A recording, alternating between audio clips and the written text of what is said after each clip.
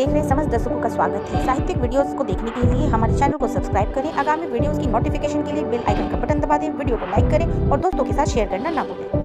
नमस्कार दोस्तों, मैं राजकुमार रत्नेश आज साहित्य टी पर हर सप्ताह की भांति एक नई कहानी के साथ उपस्थित हुआ हूँ। मित्रों, आपने मेरी जैसी पुरानी कहानियों को, पिछली कहानियों को जैसे आपने सराहा, अपना प्यार दिया, अपना आशीर्वाद दिया है, इसी प्यार का मैं आभारी हूँ आपका कि आपने आपकी भेजी हुई रचनाओं को, आपकी भेजी कहानियों को मैंने अपने स्वर के माध्यम से साहित्य टी पर प्रस्तुत किया है और आप सबने उसको सराहा है। मैं बाकी बहुत अपने आप को भाग्यशाली समझता हूँ कि आपने मेरी इन कहानियों को सराहा है। मित्रों, ज़्यादा देर विलंब न करते हुए आज की हम कहानी लेना चाह रहे हैं, कर्म का फल अच्छा होता है। कर्म का फल अच्छा होता है। इस कहानी से आज आपको क्या प्रेरणा मिलने वाली है मित्रों, मुझे अपने कमेंट बॉक्स में जाकर के जरूर बताएंगे। तो शुरू करते हैं आज की कहानी, कर्म का फल अच्छा होता है। चलिए मित्रों, शुरू करता हूं। बहुत समय पहले की बात है। किसी गांव में एक किसान रहता था। वह रोज भोर में उठकर दूर झरनों से स्वच्छ पानी लेने जाया करता था। इस काम के लिए वह अपने साथ 2 बड़े घड़े ले जाता था, जिन्हें वो डंडे में बांधकर अपने कंधे पर दोनों ओर लटका लेता था। मित्रों, आप देखिए प्रेरणा आपको कहां से मिलने वाली है। उनमें से एक घड़ा कहीं से फूटा हुआ था और दूसरा एकदम सही घड़ा था, जिस यानी कि वो फूटा हुआ नहीं था। इस वजह से पहुंचते पहुंचते किसान के पास 1.5 घड़ा पानी ही बच पाता था। ऐसा 2 सालों से चल रहा था और सही घड़े को इस बात का बड़ा घमंड था कि मैं पूरा घड़ा पानी किसान के घर तक यानी कि उस तक पहुंचा देता हूं। उसके अंदर दूसरे घड़े में कोई कमी नहीं थी। वहीं दूसरी तरफ फूटा घड़ा इस बात से शर्मिंदा रहता था कि वो आधा पानी ही घर तक पहुंचा पाता है और इसका बड़ा उसके अंदर एक अंदर से बड़ा पछतावा था इस बात का, और वो किसान के प्रति बड़ा सोचता रहता था कि मैं क्या कर सकता हूँ। फूटा घड़ा ये सब सोचकर बहुत परेशान रहने लगा और एक दिन उससे रहा नहीं गया।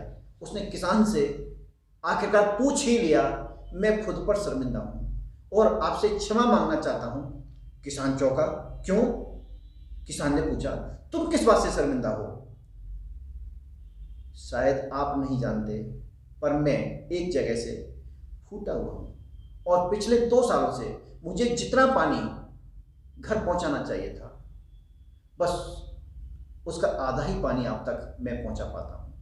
मेरे अंदर ये बहुत बड़ी कमी है और इस वजह से आपकी मेहनत बर्बाद होती रहती है। फूटे घोड़े ने बड़े दुखी मन से ये बात कही थी। मित्रों देखिए कहां से करुणा और प्यार और प्रेरणा जगती है। किसान को बड़े घड़े की बात सुनकर थोड़ा दुख हुआ और यह बोला, कोई बात नहीं, मैं चाहता हूं कि आज लौटते वक्त तुम रास्ते में पड़ने वाले सुंदर फूलों को देखो। मित्रों ध्यान देने की बात है, कहानी बहुत अच्छी है। घड़े ने वैसा ही किया। वह रास्ते पर सुंदर फूलों को देखते आया। ऐसा करने से उसकी उदासी कुछ दूर हुई, पर घर पहुंचते पहुंचते फिर उसके अंदर से वही पहले वाला सवाल आया कि आधा पानी तो गिर चुका था। वो मायूस हो गया और किसान से क्षमा मांगने लगा। पुनः क्षमा जब किसान से मांगने लगा तो किसान बोला, शायद तुमने ध्यान नहीं दिया, पूरे रास्ते जितने भी फूल थे वो बस तुम्हारी ही तरफ थे, सही घड़े की तरफ एक भी फूल नहीं था।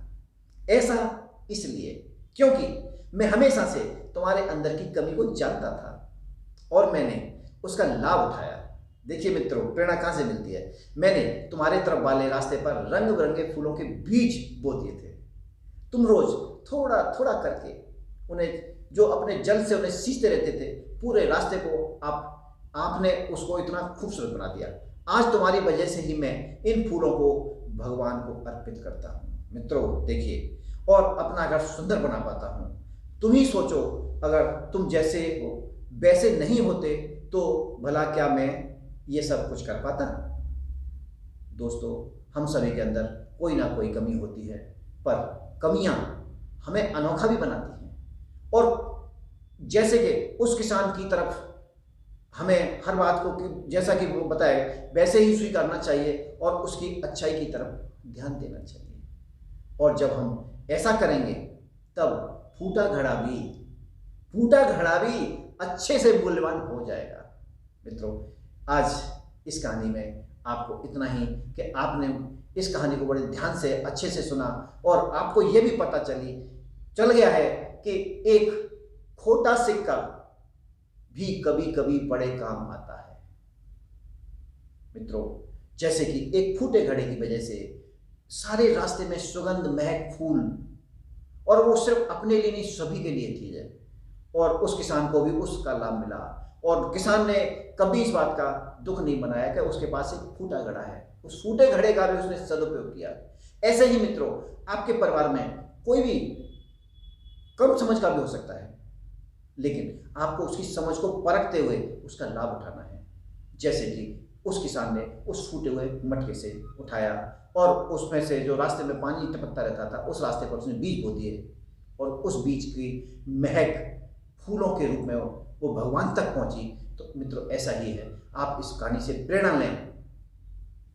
कर्म का फल अच्छा होता है, आप अपना कर्म कीजिए मित्रों। कभी मत सोचिए कि मेरे मित्र में क्या बुराई है, आप उसकी अच्छाइयों की तरफ जाइए, उसमें से अच्छा ही निकालिए।